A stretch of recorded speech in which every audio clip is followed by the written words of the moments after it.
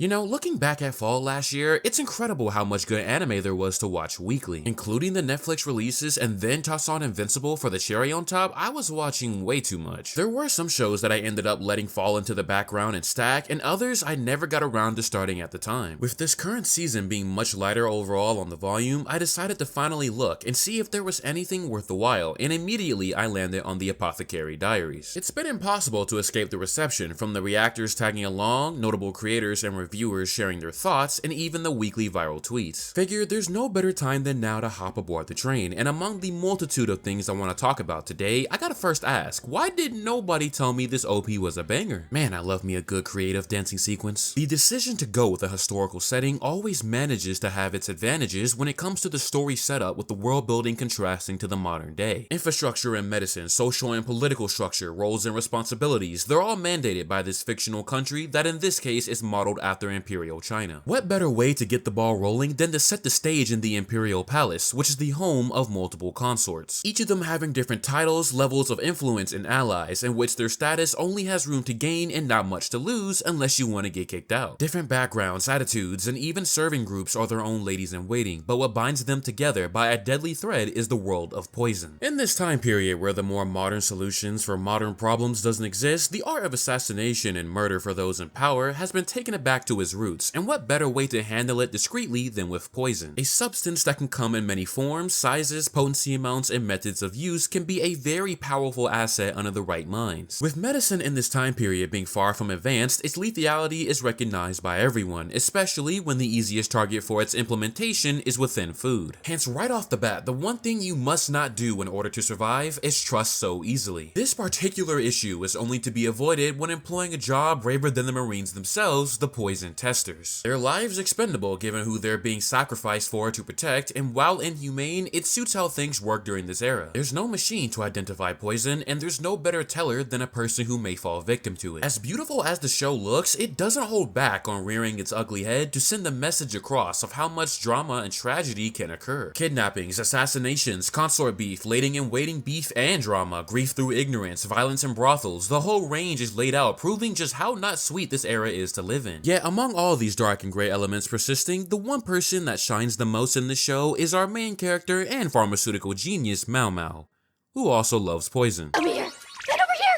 So many of them! And the shenanigans begin. Maomao quickly became one of the most enjoyable MCs for me for one main reason outside of her antics being her thought process. In this line of work as a kidnapped maidservant turned poison tester, a lack of intelligence would quickly lead to death. The combination of her literacy, practical methodology towards problems, quickness to take measures in order to survive, and knowledge plus resistance towards poison because of her own personal exposure puts her in a position that only she can walk a certain path. As much as curiosity can kill the cat, she's the one that's built different. Since her childhood, she's had to learn to survive from not only working in the brothel in order to handle poison-related issues, but even going as far as to make herself appear unattractive in order to avoid being abducted or worse. If you can survive on the streets, then surviving in such a formal place like the palace would seem a lot easier given the security, except things only seem to escalate and get more dangerous with malicious intent lurking around every corner. The consorts and those who support them are already big enough targets, and it doesn't make it easier when the knowledge of poison is not well known by everyone. Early on in the show, one of the first truths established is that ignorance is sin. The white powder incident cost the life of Lady Liwa's child and almost a daughter of Lady Gyokyo. Something as simple as cosmetics can be poisonous, and this exact powder is in reference to the lead-based white powder that was fashionable during the Edo period. There's a lot that these officials and people in power are unaware of with such basic material, and with such basics being incorporated into bigger schemes that aren't so elaborate, it falls into Maomao's hands to close that knowledge gap. One of my favorite episodes that I'm sure you all share the same sentiment with being episode 4. Ignorance isn't something that will just disappear even in the position of lady in waiting, and the know-it-all mindset was continuing to poison Lady Liwa, with the white poison incident making its way back to the stage once more. What started out as a refusal to simply listen spearheaded Maomao to take the reins and literally slap some sense into one of Liwa's staff members. Not all the time will the calm route take precedent, and sometimes you just gotta shove the reality of the situation vibration in their face to open one's eyes. Huge props to animator Miyun for the highlight sequence of that episode. Episode 11 also shares the common trait of ignorance, but also malicious intent with food this time around, and it's not spared from the inclusion with Lady Lishu and Adwa sharing a connection with honey being poisonous to infants. The garden party incident being foreshadowing for the inevitable confrontation, with Lishu's presence being a thorn in Lady Adwa's right-hand side. Her own ignorance in the past cost a child's life, and she was willing to do anything to keep that secret buried, even if it meant intentfully killing somebody else, consort or not. Every other episode, we are presented with different developments and results that Maomao just can't look away from because her reasonable deductions take the lead before she herself can choose to fully back out. Her sharp cognitive prowess quickly is able to deduce that 99% of the time things are not adding up when it comes to the story, as poison doesn't just magically make its way to the inner palace or to the table of high-ranking officials. It's the constant whodunit detective-style investigations that is led by such a capable main character who is able to play to her strong points due to those who recognize the value of her presence. Maomao's capabilities are not something you just see in anybody, and recognized by the right person can yield a bountiful result. Jinxi's relationship with Maomao is as ideally entertaining as complicated. In terms of the casual and business operations, he's been able to work with her to handle the poison-related dilemmas, alongside the fact that she maxed out her pretty boy immunity stat, which offers a bit of a comedic chase for somebody much more harder to get. However, she doesn't hesitate to remind him that she is not somebody of equal status, and that her death is something that could be ordered at any time for the littlest thing, which keeps him at a fair distance. It's unfair, but that's just the way it is, and even now, makes it harder for Jinxi to get closer to her in any way that will be romantic. The social divide between those in power and a commoner is something to be expected, and in short, you hate to see it. I say this all to say that who you choose to surround yourself with is just as important as what they know. The ins and outs of the world of poison is not known by everyone, and those who do know how to navigate through it all may not always have the best intentions. Not all of the ladies in waiting will know if they are making the right choices. Not all the time will those who serve be on your side. Not even the ones who manage the consorts will have all the answers as to how to ensure their safety, and Maomao takes all of that into consideration and plays her cards close to her chest. Whether she has the full picture in sight or keeps the conjecture to herself, she doesn't overextend herself unless she absolutely has to in order to avoid getting caught in the crossfire. Of course, recent developments have forced her hand, as Dark Truths have managed to pull the story in a more personal drama with Maomao, but even then, that doesn't stop her from trying to save a life. The world is cruel, and this girl has had to witness death from afar or close more than she has ever wanted to. If she can use her knowledge to save a life when she is well aware of being surrounded by more ignorance than anything, then she is willing to do so. It's admirable, yet it's hard to look at it solely as that given the level of harm's way she's had to put herself in, from poison consumption to even physical altercations. With all that being said, Apothecary Diaries is a really good show, practically addicting considering how well written each of these situations and developments can be. The humor is just right, there's always a dilemma keeping your attention glued to the screen, and the conclusions to each one keep well within the established parameters of tragedy and prevention that have been established thus far. Also, presentation-wise, it's pretty hard to find anything worth complaining about. The combination of Toho Animation and Studio Ohm has done an incredible job so far, and hopefully this is going to be a full adaptation. Incoming flashbang comment, but I am a dub watcher, so I will be just a few episodes behind, but even so, I'm glad I came back to it, as the streak for some of the best watches this year continue on with this anime. With that brings me to the end of this video. As always, thanks for watching, and make sure to leave all your thoughts about Apothecary Diaries in the comment section down below. Stay safe out there, and I will catch you all in the next video.